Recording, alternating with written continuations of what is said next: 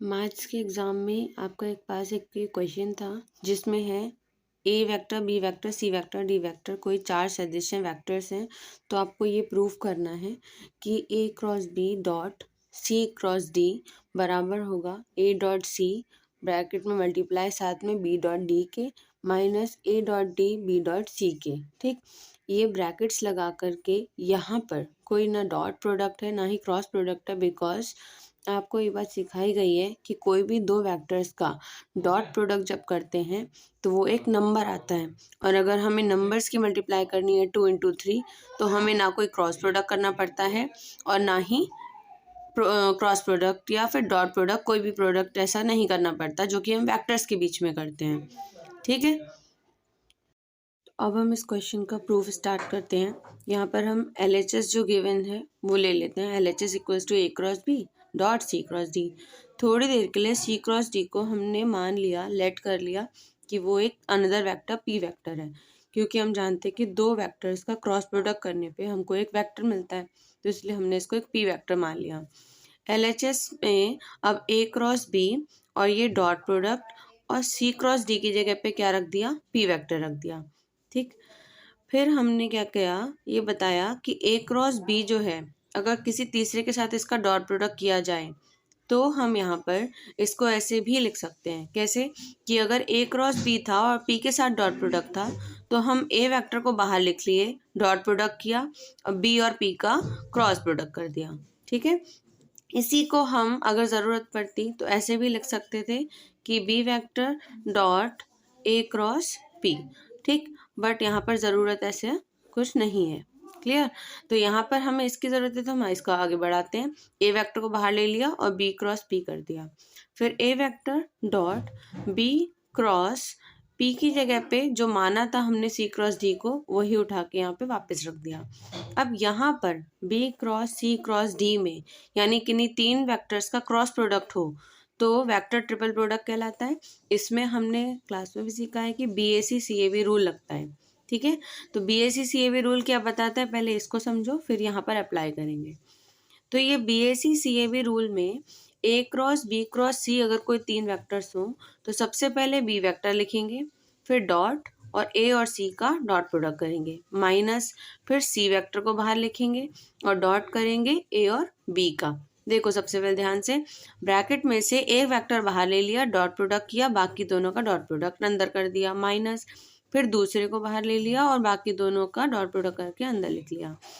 और ऐसे ना याद रहे तो BAC CAB रूल से याद रखो कि पहले बी वेक्टर को, फिर ए वेक्टर को, फिर सी वेक्टर को और डॉट प्रोडक्ट लगाया इसको ब्रैकेट में, minus CAB C vector dot A vector dot B vector. Clear, अब आगे देखो, तो यहाँ पर हम इसको लगाएंगे। अब यहाँ पर तो हमारे पास में A vector B vector C vector था, लेकिन यहाँ पर तो ऐसा नहीं है, BCD है, बट रूल यही लगेगा। ध्यान रखना है इस चीज़ का कि किसकी जगह पे क्या होगा। तो यहाँ पर बी वेक्टर की जगह पे हमारे पास सी है, सी की जगह पे डी है और ए की जगह पे बी है। तो पैटर्न तो वही रहेगा बट यहाँ पर नाम अलग है। ठीक है, तो देखो यहाँ पे पहले क्या रखेंगे, यहाँ पर पहले रखेंगे हम सी वेक्टर, फिर यहाँ पर बी और डी का डॉट प्रोडक्ट कर देंगे, बी और डी का डॉट प्रोडक्ट कर देंगे, उसमें से माइनस कर देंगे, डी वेक्टर को बाहर लिखेंगे और अंदर डॉट प्रोडक्ट इसके साथ में कर देंगे किसका, बी वेक्टर और डॉट सी वेक्टर। ठीक, अब यहाँ पे आगे बढ़ते हैं। ए वेक्टर डॉट प्रोडक्ट ये आपका है जैसा, इसको ऐसे ही लिख लो, C vector dot B vector dot D vector minus D vector और ये आपका डॉट प्रोडक्ट और ये B vector dot C vector. ठीक है, ब्रैकेट क्लोज। अब देखिए आगे क्या करेंगे, इन चारों का साथ में है, इन चारों का साथ में है, तो सिंपल है। अब ए वेक्टर डॉट सी के साथ कर दो और फिर ब्रैकेट लगा दो और यहाँ पर ये B vector dot D vector ऐसे ही रहेगा, माइनस फिर ए का डी के साथ करो, ए वेक्टर डॉट डी वेक्टर और डॉट प्रोडक्ट बी का सी के साथ करो। तो देखो ध्यान से, क्वेश्चन में आपको यही चाहिए था, A dot C B dot D minus A dot D B dot C, तो यही आपके पास में आ गया है। अब यहाँ पर बस थोड़ा सा एक चेंज है कि जो ये आपका डॉट प्रोडक्ट है सॉरी, हाँ, ये चीज़ कि यहाँ पर देखो ये ए वेक्टर सी वेक्टर दो वेक्टर्स है ना, तो इनके बीच में जब डॉट प्रोडक्ट होगा तो ये एक नंबर आएगा, तो यहाँ पर कोई भी प्रोडक्ट जैसा कुछ नहीं होता है, ध्यान रखना। मतलब कोई वेक्टर प्रोडक्ट या क्रॉस प्रोडक्ट या डॉट प्रोडक्ट जैसा कुछ नहीं होता है, सिंपल मल्टीप्लाई होती है। तो आप इससे ये एक ब्रैकेट कर लें। यहाँ पर भी ये कोई डॉट नहीं होगा BAC/CAB रूल में, ठीक है।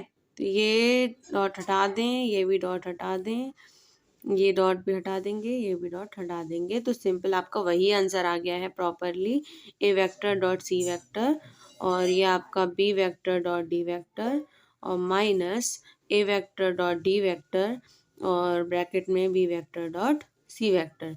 तो आप चाहें, ये डॉट प्रोडक्ट लिख दिया हमने इसलिए ये स्टेप गलत है, तो इसको कट कर दो, आपको इसकी ज़रूरत ही नहीं पड़ती अगर आप यहाँ पर डॉट प्रोडक्ट का इस्तेमाल नहीं करते। ध्यान रखना है कि दो वेक्टर्स जब होते हैं उनका डॉट प्रोडक्ट करते हैं तो वो एक नंबर आता है। जैसे कि आपको मैं यहाँ करके दिखा देती हूँ, 2y cap plus j cap plus k cap का अगर हम डॉट प्रोडक्ट करें किसी तीसरे vector -i cap plus j cap और -k कैप के साथ में, तो देखो कैसे होता है। जैसे ये दो वेक्टर्स हैं, इनका हम डॉट प्रोडक्ट करेंगे तो यहाँ पर 2 कंपोनेंट है और यहाँ पर i का कंपोनेंट है -1, तो 2 और -1 की मल्टीप्लाई कर दो, ठीक। प्लस अब यहाँ पर j का कंपोनेंट है 1 और यहाँ पर भी है 1, तो 1 और 1 की मल्टीप्लाई कर दो। प्लस यहाँ पर k का कंपोनेंट है 1 और यहाँ पर k का कंपोनेंट है -1, इनकी मल्टीप्लाई कर दो। तो जब भी डॉट प्रोडक्ट करना होता है दो वेक्टर्स का तो इस तरीके से करते हैं। तो 2 -1 की मल्टीप्लाई करी -2, 1 1 जा की करी तो 1, और ये -1 1 जा किया तो 1, तो ये आ गया -2 प्लस 1 और -1। अब इसे सॉल्व करना है तो -2 और -1 को पहले जोड़ेंगे, आएगा -3 और +1 करेंगे, ये आंसर आ जाएगा -2। तो देखो ये एक नंबर आ गया ना। अब किसी नंबर का अगर किसी वेक्टर के साथ मल्टीप्लाई करना होता है तो कोई डॉट प्रोडक्ट या क्रॉस प्रोडक्ट करने जैसी ज़रूरत नहीं होती है। तो यहाँ पर ना ही डॉट होगा ना ही क्रॉस होगा, ठीक। तो इसको हम कैंसिल करते हैं और हमारा यहाँ से सीधा आंसर ये आ जाता। और ये देखिए कि इस तरीके से हम इसको डिटर्मिनेंट की फॉर्म में भी लिख सकते हैं कि A vector dot C vector cross product इसके साथ होता है, तो यहाँ पर लिखेंगे इसको बी डॉट डी को, ये यहाँ पर और ये यहाँ पर, फिर ये वाला कहाँ जाएगा, यहाँ पर ए वेक्टर डॉट डी वेक्टर, और ये कहाँ जाएगा, यहाँ पर बी डॉट सी, ठीक है। तो ये डिटरमिनेंट की फॉर्म में क्वेश्चन आपके पास में दोनों तरीके से आ सकता है। आपसे बोलेगा कि ये इसके बराबर प्रूफ करो, या फिर ये बोलेगा कि ये इसके बराबर प्रूफ करो। तो मैंने आपको दो तरह के क्वेश्चन जो दो तरीके से पूछ सकते थे उसको एक ही क्वेश्चन में पूरा करवाया है, ठीक।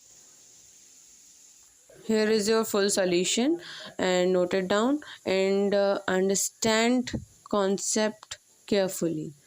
और ये रूल याद रखना, मैथ्स में क्वेश्चन यही उठ कर नहीं आ जाएगा, इस तरह का कोई क्वेश्चन आता है तो भी आपको सॉल्व करना आना चाहिए। अगर इस क्वेश्चन को समझोगे सीखोगे तो अगर कोई वेक्टर का और क्वेश्चन आ गया इस रूल पे बेस्ड तो कर लोगे। Okay, all the best for exams.